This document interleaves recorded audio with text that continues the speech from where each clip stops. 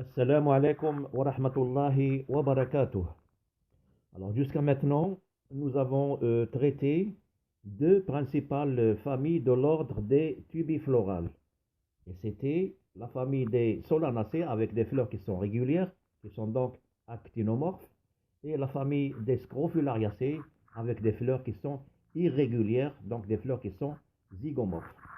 Alors maintenant, nous allons passer à la troisième principale famille des tubiflorales qui est la famille des labiers. Alors la famille des labiers, c'est la famille de la menthe, nana, c'est la famille du romarin, l'azir, c'est la famille également du thym, l'azir, pardon, le thym, thymus, zatar, c'est la famille également du basilic, l'ahbaq, c'est la famille également de la sauge, salmia, etc. Donc finalement, ce sont des plantes aromatiques qui dégagent des odeurs agréables. Alors exemple, la menthe, exemple, le thym, zatar.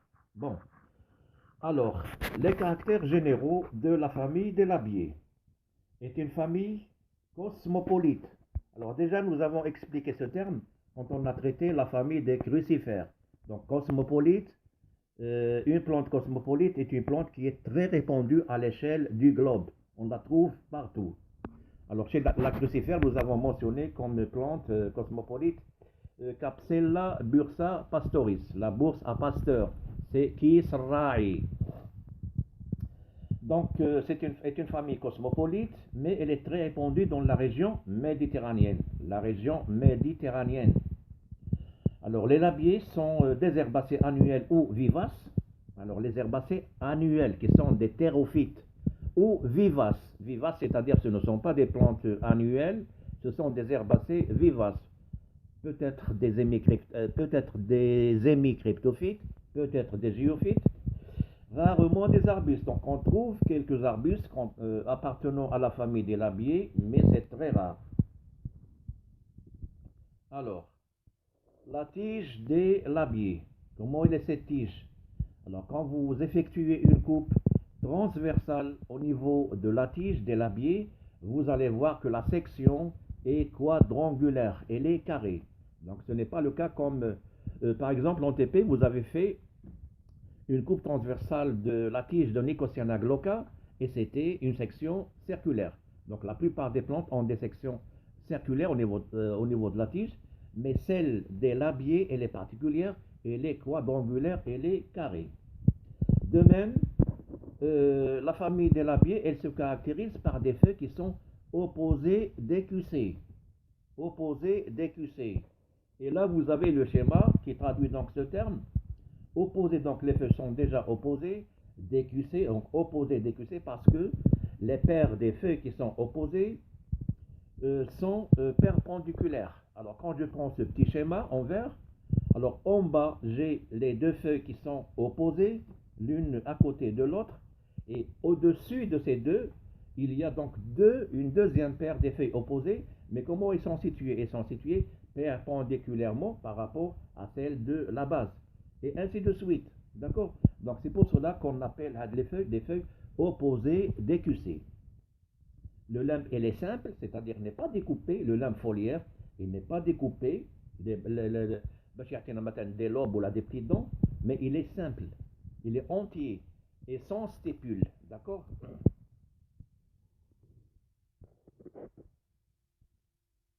Alors, ce qu'il faut également retenir, c'est que had les labiéhédos, ont des poils qui sécrètent, ou bien des cellules sécrétrices à essence qui sont caractéristiques. Donc c'est pour cela que les labiers sont appelés des plantes aromatiques. Alors, comme je disais tout à l'heure, donc il y a une odeur agréable qui se dégage de ces plantes labiers. Donc parce que qu'il y a des cellules, bien des poils qui sécrètent des essences, donc des arômes si vous voulez. Donc c'est pour cela que les labiers généralement ils regroupent des plantes qui sont aromatiques. Donc tout ce qui est le thym, zatar, tout ce qui est le habaq, la salmia, donc tout ça c'est des labiers.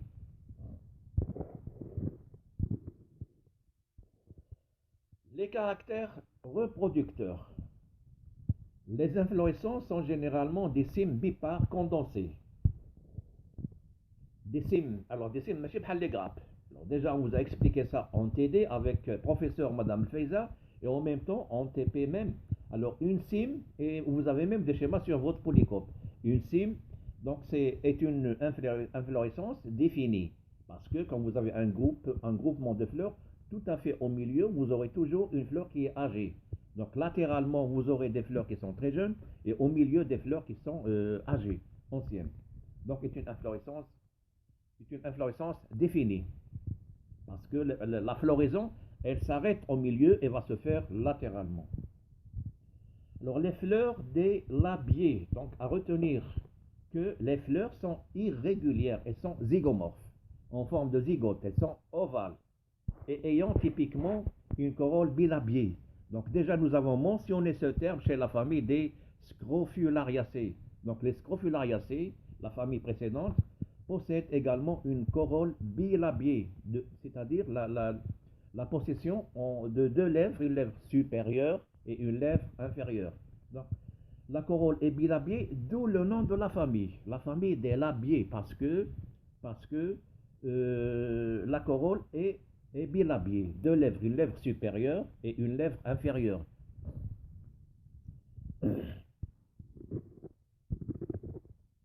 Alors ici, nous avons une fleur, hein, des fleurs de la famille des labiés. Donc vous voyez bien que les fleurs ne sont pas régulières, mais plutôt irrégulières. Regardez la corolle.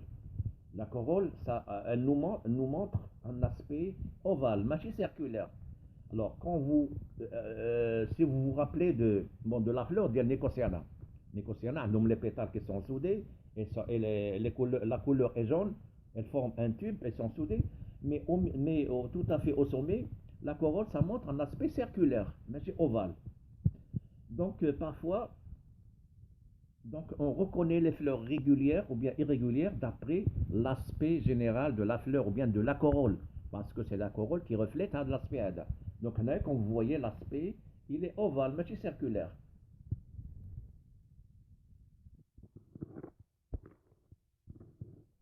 Voilà, donc on a une fleur de la famille des labiés.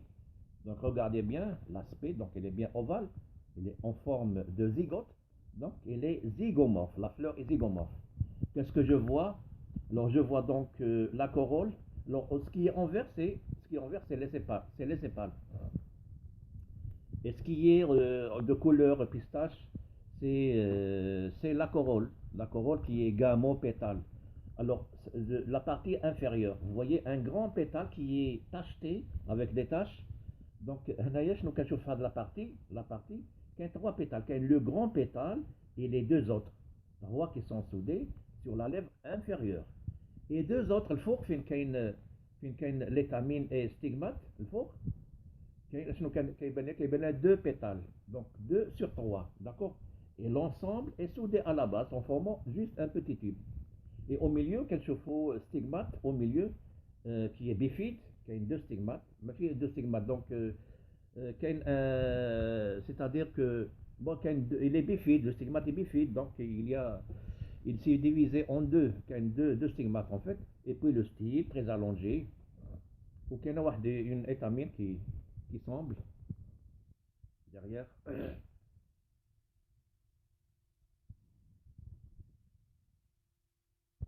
Donc fleur d'une labier, d'accord?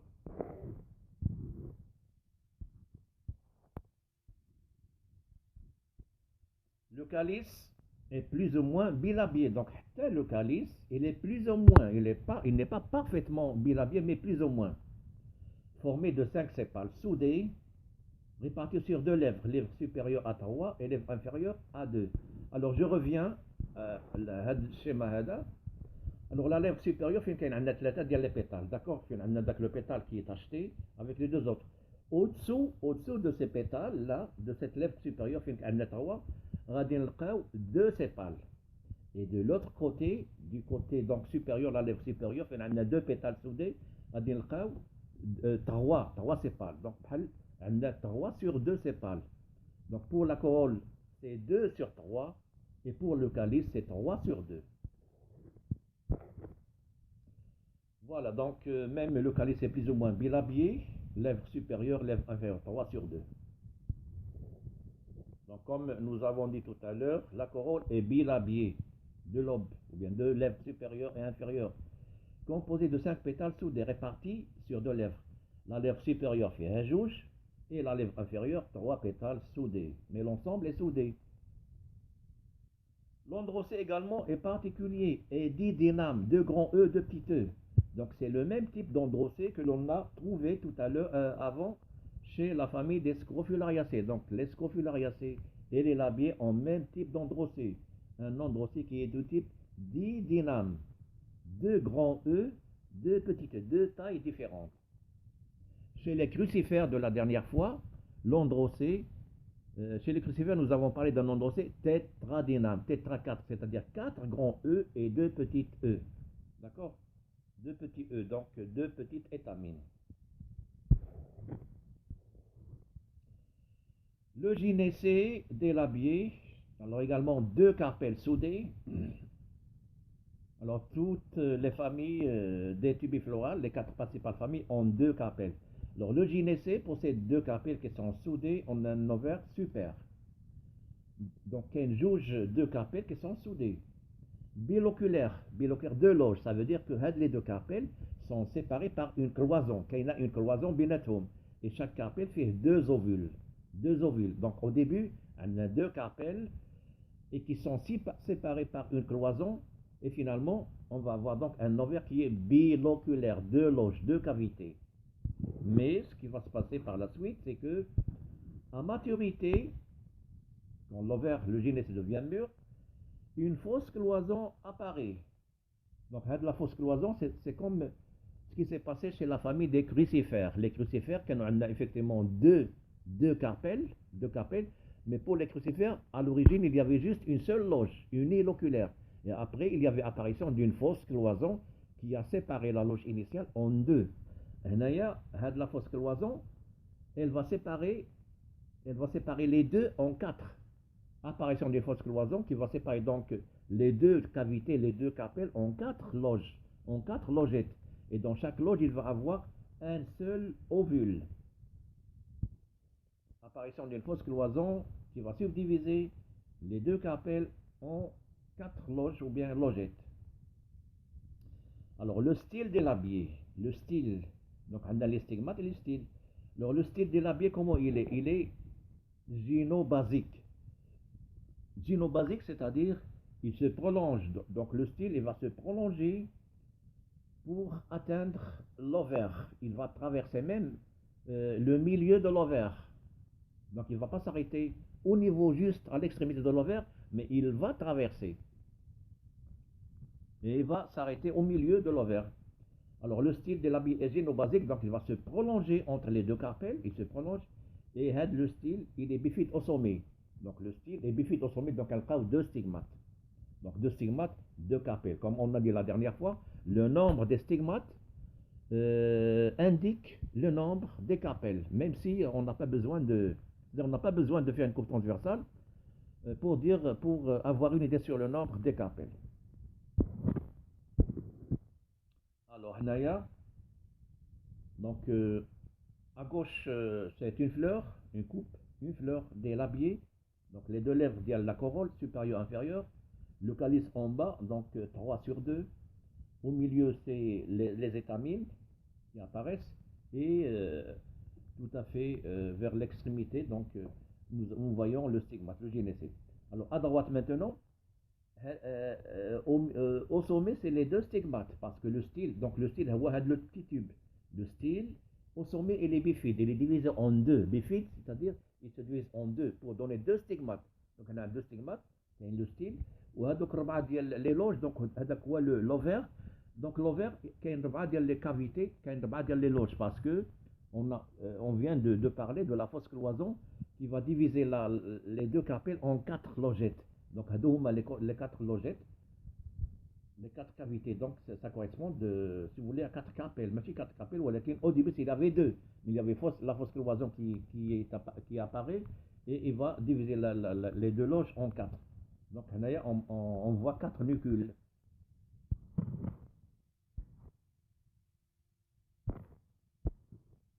Alors, la formule florale des labiés. Donc, comme je vous ai dit, donc, le symbole de d'hermaphrodisme donc, à rectifier vous savez bien comment on utilise le symbole d'actinomorphie, mâle-femelle. Alors, commençons par le calice qui est 3 sur 2. C'est pas le soudé, plus les pétales, 2 sur 3. Donc, quand je vois 3 sur 2 et que je vois 2 sur 3, ça veut dire que quelque chose de bilabié. Plus 2 grandes étamines, 2 petites étamines. L'androcée didyname. Et les étamines sont fixées à la corolle. Vous voyez les crochets, les étamines avec les pétales. Les carpelles, c'est 2 qui sont soudés, donc bicarpellés. Et nous avons 2 ovules par carpelle. 2 ovules par carpelle. Donc, il y a la formule florale générale de la famille des labiés. D'accord?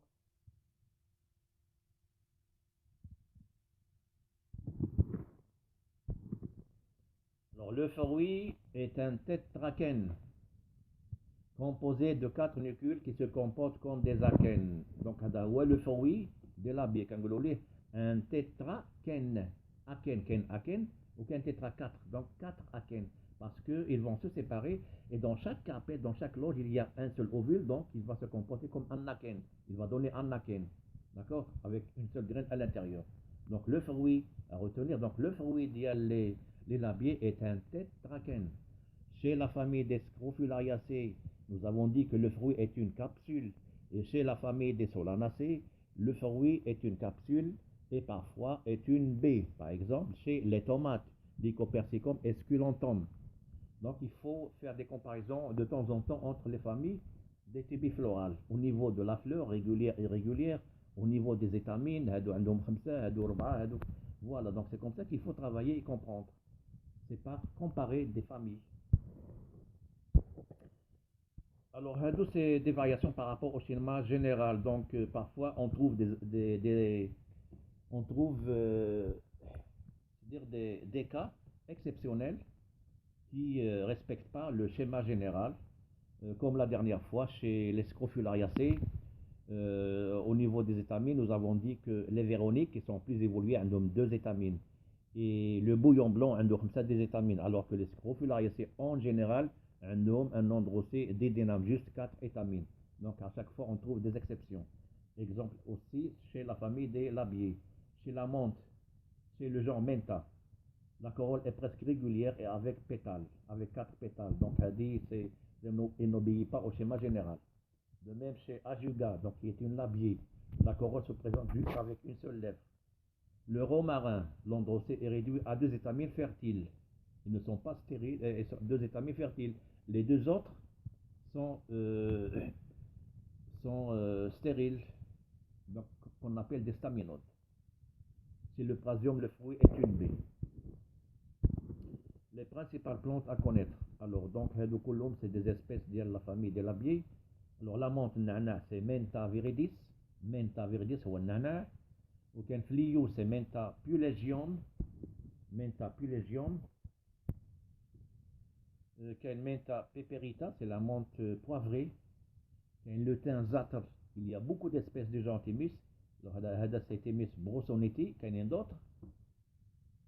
وكان اوريغون هو الزعتر ولا زعتر ça dépend كل واحد كيفاش كيقول ليه اوريغانوم كومباكتوم وكاين الخزامه لافوندولا مولتيفيدا لا لافوند وكاين une autre espèce de la lavande هو لافوندولا ستيكاس وكاين لو رومارين هو الازيل هو روزمارينوس اوفيسيناليس دونك à retenir toujours à des noms scientifiques la sauge اللي هي السلميه كنقولوا ليها سالفيا اوفيسيناليس la sauge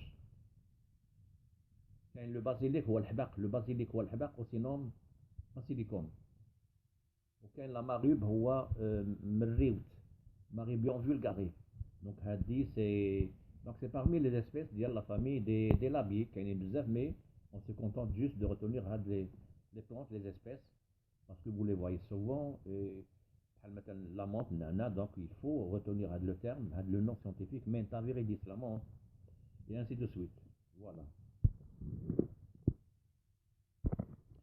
Donc le romarin هو الازيل هو هذا كتشوفوه دائما des feuilles d'yellow avec des fleurs qui sont zygomorphes et qui font apparaître les étamines et stigmate style. هذا هو الازير. اللي كيقول لي الحلحال ça dépend من الازير. Alors هذا سي الخزامه سي لا لافوند lavandula multifida. Lavandula multifida donc c'est الخزامه. Le thym هو الزعتر. Thymus vulgaris. Thymus vulgaris. Le thym.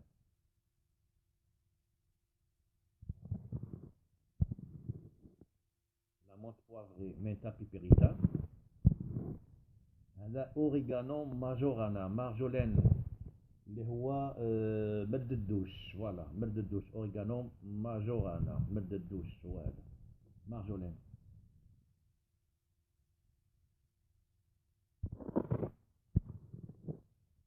كاين لاميوم لو لامي بلون كيشبه الحريقه ماشي بحال ماشي الحريقه. Voilà. Donc, je m'arrête ici et à la prochaine, Inch'Allah. Merci pour votre attention.